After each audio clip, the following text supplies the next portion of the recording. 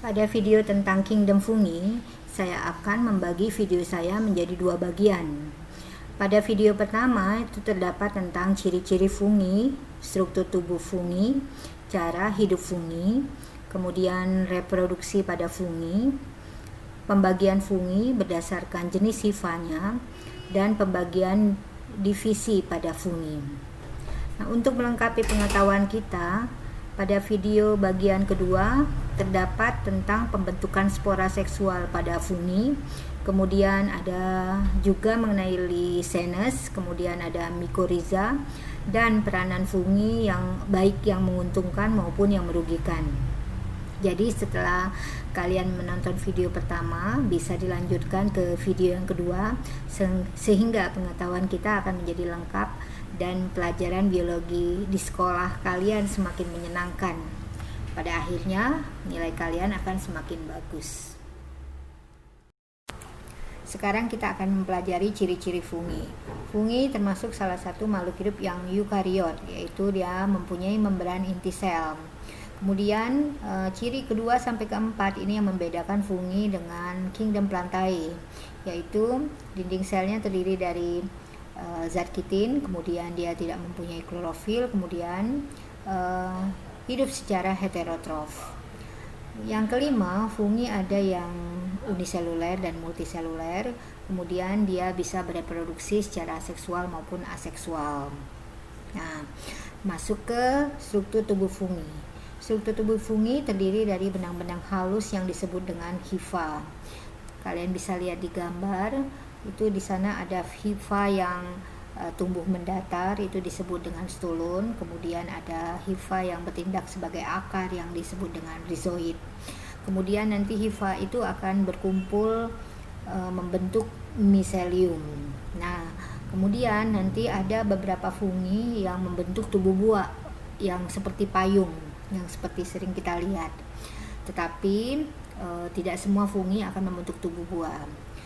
Dan fungi yang hidup secara parasit, dia akan mempunyai hifa yang disebut dengan haustorium. Sekarang kita memasuki cara hidup fungi. Fungi yang kita ketahui adalah hidup secara heterotrof. Nah, ada 3 cara hidup fungi secara heterotrof, yaitu yang pertama adalah saprofit. Saprofit yaitu dia hidup pada organisme yang sudah mati. Nah, bila fungi hidup secara saprofit, maka dia akan mencerna makanannya di luar tubuhnya. Ini yang membedakan fungi dengan hewan, yaitu dia dengan mengeluarkan enzim hidrolase, kemudian setelah dihasilkan senyawa kimia yang dia inginkan, maka dia akan menghisapnya kembali. Kemudian yang kedua adalah dengan cara parasit. Parasit berarti dia akan mengambil makanan dari inang yang dia tumpangi. Parasit ada 2, yaitu parasit obligat, yaitu dia hidup di dalam inang yang dia tumpangi. Contohnya adalah Pneumocystis carini, itu dia akan menginfeksi paru-paru penderita AIDS atau orang yang mempunyai imunitas tubuh yang lemah. Kemudian ada parasit fakultatif. Ini adalah parasit dia bila memperoleh inang yang sesuai. Kalau tidak, maka dia akan hidup secara saprofit. Kemudian yang ketiga adalah dia dengan cara simbiosis mutualisme. Ada simbiosis dengan alga, yaitu alga hijau dengan alga biru. Kemudian juga simbiosis dengan akar tanaman yang akan membentuk mikoriza. Sekarang kita masuk reproduksi pada fungi. Reproduksi pada fungi bisa dilakukan secara seksual maupun aseksual, tapi secara seksual lebih jarang dilakukan atau hanya dilakukan pada keadaan tertentu saja. Kemudian secara aseksual itu fungi bisa melakukan dengan cara fermentasi, penguncupan atau budding, kemudian menghasilkan spora yang dihasilkan dari pembelahan secara mitosis. Spora-spora ini terdiri dari Conidiospora atau conidium itu dibentuk di ujung hifa yang kecil. Ada dua jenis, yaitu mikroconidium dan macroconidium.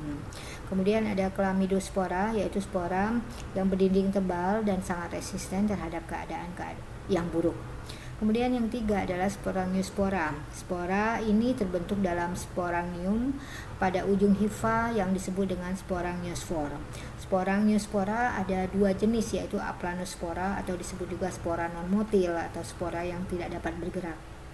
Kemudian ada zoospora, yaitu spora motil, bisa bergerak karena dia memiliki flagel.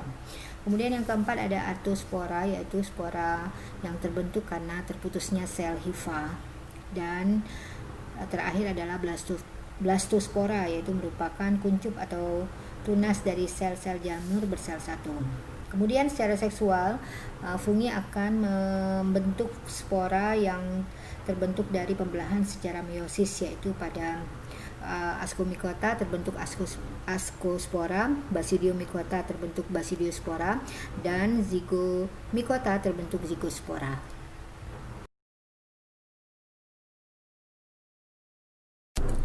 Selain pembagian fungi menurut divisinya, fungi juga bisa dibagi berdasarkan jenis hifanya.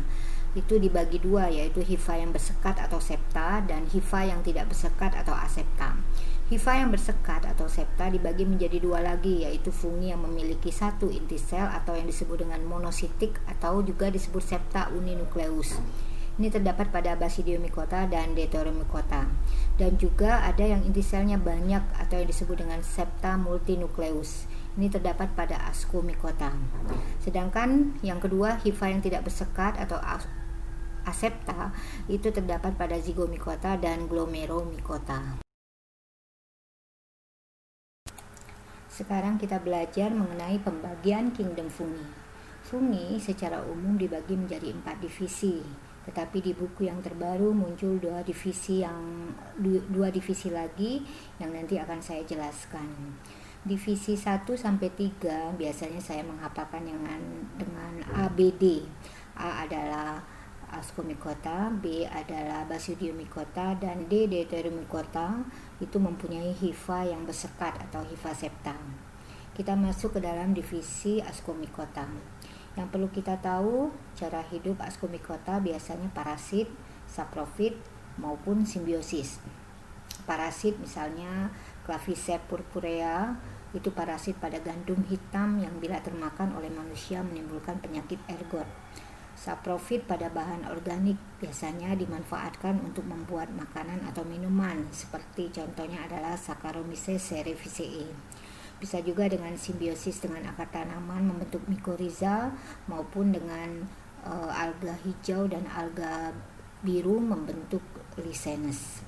Reproduksi secara seksual pastinya membentuk ascospora, sedangkan reproduksi secara aseksual itu yang Ascomycota bersel satu membentuk tunas, dan yang multiselular membentuk conidiospora. Kemudian masuk ke divisi Basidiomycota, itu adalah jamur makroskopis, yaitu jenis jamur yang banyak kita kenal sebagai bahan pangan. Misalkan contohnya adalah Pleurotus, itu adalah jamur tiram, dan Auriculia polytricha itu adalah jamur kuping. Dia bisa hidup secara saprofit, parasit, maupun simbiosis, sama seperti Ascomycota. Kemudian ada yang ketiga, Deuteromycota. Ini jamur tidak sempurna atau imperfect fungi karena perkembangbiakannya secara seksual belum diketahui. Nah, hidupnya bisa secara parasit dan saprofit. Oh ya, dulu jamur yang namanya Monila cytopila itu masuk dalam divisi Deuteromycota. Tapi setelah diketahui perkembangbiakan secara seksual, maka Monila cytopila masuk ke dalam divisi Ascomycota dan berganti nama menjadi Neurospora cytopila, yaitu jamur untuk membuat oncom. Kemudian yang keempat sampai keenam ini adalah jamur asepta, hifa asepta, yaitu Zygomycota, yaitu bisa hidupnya dengan cara saprofit, simbiosis membentuk mycorrhiza. Nah, yang terbaru adalah Chytridiomycota disebut juga dengan fungi akuatik karena kebanyakan hidup di air, sehingga perkembangbiakan secara aseksualnya adalah membentuk zoospora. Kemudian cara hidupnya saprofit pada sisa bahan organik atau di alat pencernaan pada ruminansia.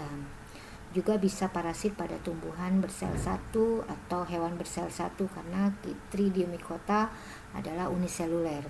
Kemudian yang terakhir adalah Glomeromycota. Jamur ini sebelumnya masuk dalam divisi Zygomycota.